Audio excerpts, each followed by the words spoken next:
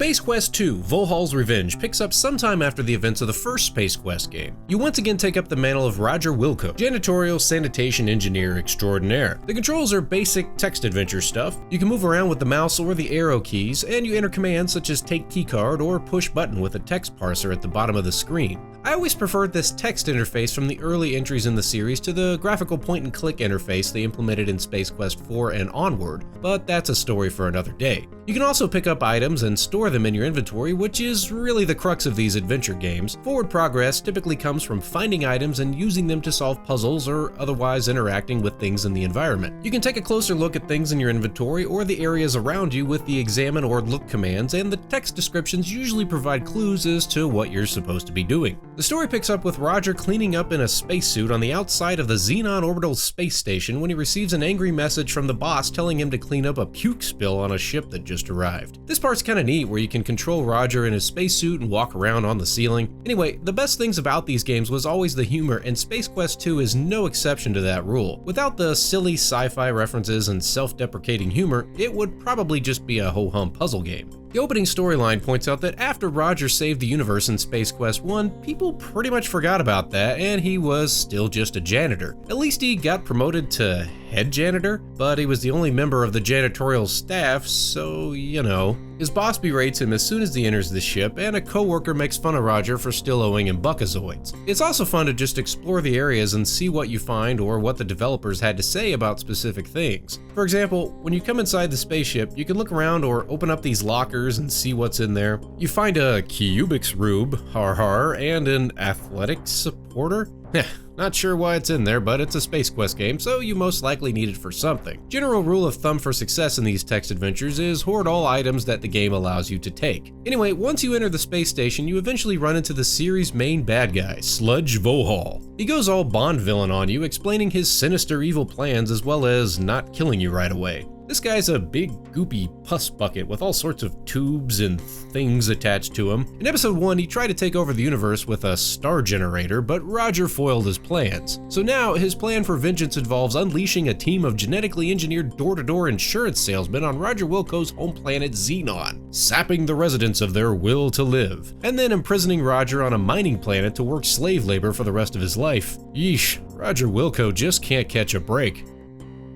For me, it's a little weird playing Space Quest 2 because I actually played all of these games out of order. It's no secret on this channel my love for Space Quest 3, so then playing Space Quest 2, it feels like a slight step backward from a graphical standpoint. The interface isn't as polished and the graphics are a little rougher around the edges. Not a complaint at all, it's just a little weird. For example, in Part 3, when you go to type something in, the gameplay pauses, but in Space Quest 2, everything is still moving in real time. This makes for some tense situations if you can't get a command typed in fast enough, like later in the game when Roger is trying to enter an escape pod while getting attacked by a security droid. You basically have to know the command you want to use and cue it up ahead of time without pressing enter. I do love the graphics though, and the big chunky characters. I also love the attention to detail in the backgrounds, especially all the useless twinkly lights and doohickeys when you're inside a spaceship. I was a space nut when I was a kid, and all of this stuff is just awesome to me. In general, I really enjoyed the graphics on this game, and there are some unique settings, from the Xenon space station to the planet Labion to Vohaul's Death Star fortress built into the side of an asteroid. It's not a terribly long game, but there are enough puzzles and items to keep you guessing. That's the thing with these games. Once you know how to get through them, you can complete them in a couple hours, but figuring everything out on your own without a walkthrough could take forever. And there were hint books at the time, but these games came out before the internet, so you just had to figure it out on your own for the most part. You'll either love this type of game or you'll hate it. For example, after Roger meets Vohaul on the space station, he's taken prisoner to the planet Labion to work slave labor for the rest of his life. The hovercraft you're on crashes, leaving you to explore the planet and find a way off on your own. Would you guess that you're supposed to search the dead body and find a keycard, find a mailbox and mail off an order form for a Labion Terror Beast mating whistle, which arrives instantaneously? So you take the whistle, take a spore that grows on the ground, take some berries, rub the berries all over yourself so the swamp monster doesn't eat you, swim down to the bottom of a swamp to find a glowing gem that you'll need to navigate through these underground caves, but in order to get to the caves you have to climb a tree, but the tree falls down making a bridge so you can cross the cliff, and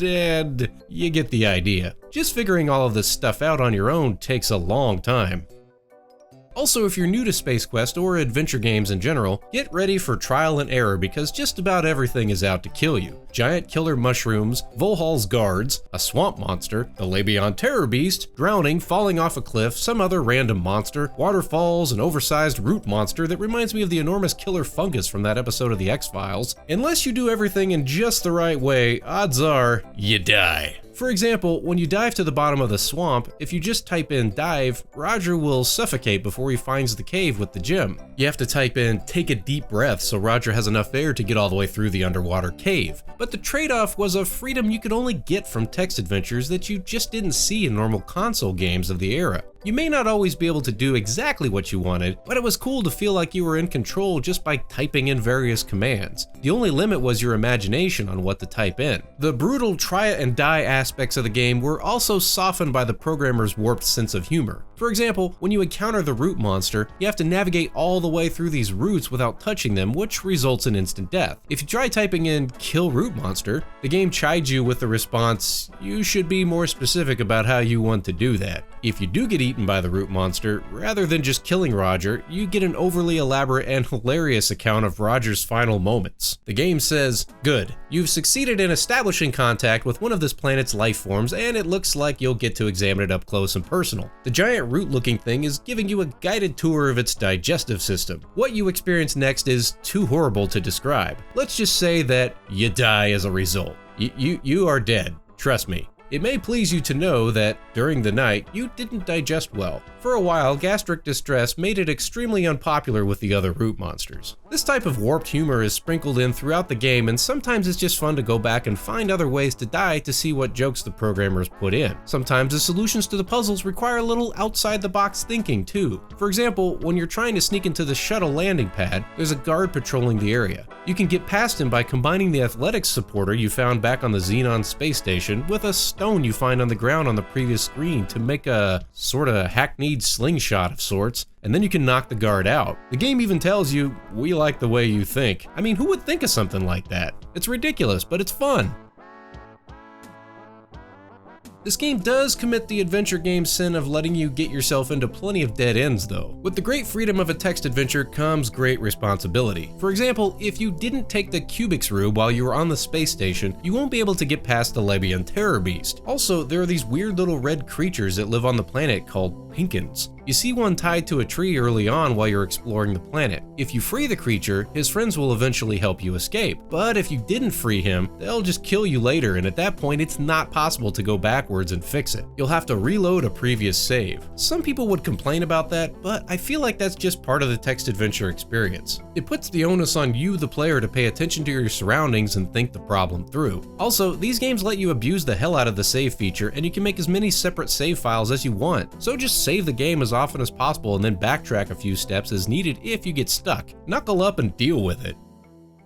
I mentioned before my love of Space Quest 3, and it was a lot of fun getting a chance to go back and play the previous entry in the series. These games have weird and humorous ways of tying the overall story together, and there are all sorts of little fun callbacks. For example, at the beginning of Space Quest 3, the story picks up with Roger drifting helplessly through space in cryosleep, sorta like at the beginning of the Alien sequel. But since I played these games out of order, it was neat to see the story of how Roger ended up in the escape pod to begin with. It was also cool to see Roger come across the glowing gem in Space Quest 2 that he eventually has to sell for some buckazoids at Fester's World of Wonders in Space Quest 3. And then the backstory with the Labion terror whistle and how that eventually leads to the Gypazoid novelty company sending out freaking Arnoid the android to track Roger down and kill him due to not paying for shipping when he mailed in the form for the whistle. Just little trivial stupid stuff like that is hilarious to me. Overall, I'll always recommend the Space Quest series, and while Space Quest 2 may not be the best version of it you can get, it's definitely still worth playing today. My only true complaint would be the virtual lack of sound. This was a time in PC gaming when people just didn't really have sound cards, and you were usually just working with an internal PC speaker or something like that. So you mostly just get some beeps and bloops. The intro song is good, and there were some cool little sound effects here and there, but the majority of the game will be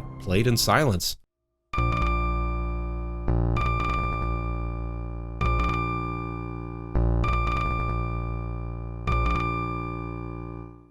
The This doesn't really bother me though, just put on some of your favorite trippy space age tunes and go to town. Overall, the chunky space age 80s graphics, various sci-fi references, puzzle solving elements, and a comical sense of humor that doesn't take itself too seriously make for a rockin' good space text adventure that I definitely recommend checking out if you have any interest in games from this genre.